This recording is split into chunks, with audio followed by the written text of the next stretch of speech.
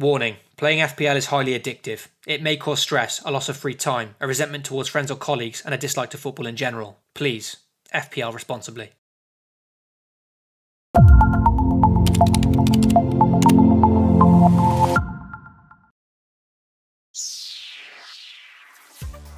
Hey guys, and welcome back to the Fixture Watch. This will be an information-packed episode where we're going to look at the 5 teams who have arguably the best sets of fixtures as we reach the final stretch of the FPL season. This should hopefully help your transfer planning and provide you with enough info to finish the season strongly, and most importantly, hopefully pip your mates to winning your mini-leagues.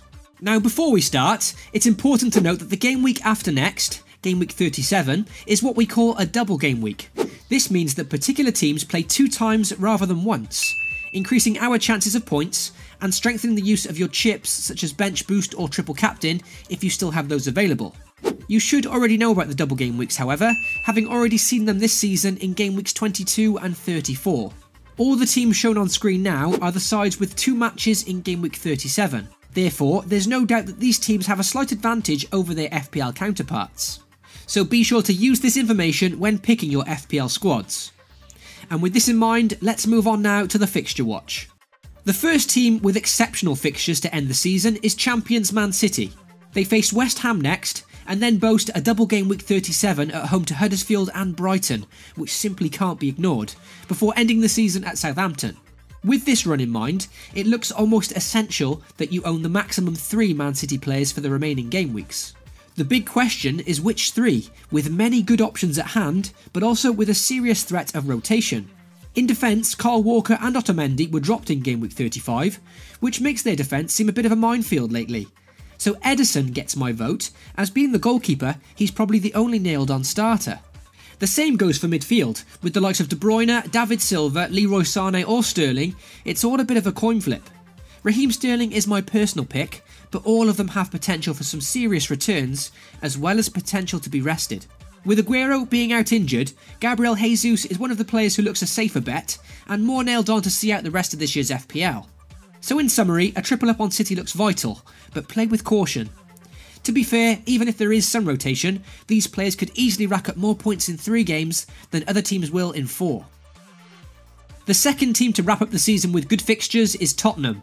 They also boast a double game week in game week 37, which means they play 4 games in the remaining 3 game weeks.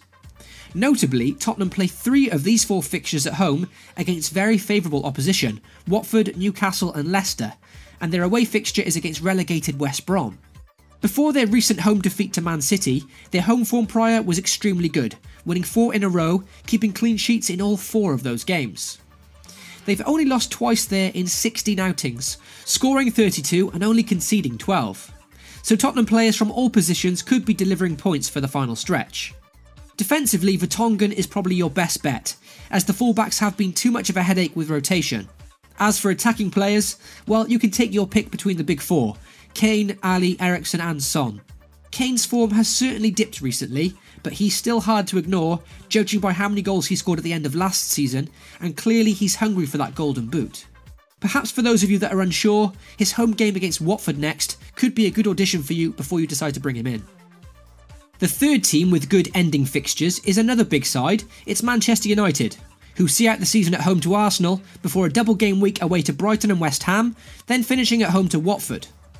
With this double game week, United players are certainly not to be ignored, after wins against Chelsea, Liverpool and Manchester City in recent weeks, and certainly they'll be on a high after reaching the FA Cup final. Their defeat to West Brom was certainly a blip, but you still can't ignore these decent fixtures. They face a reinvigorated Arsenal next, and on paper, this is the toughest test they have left.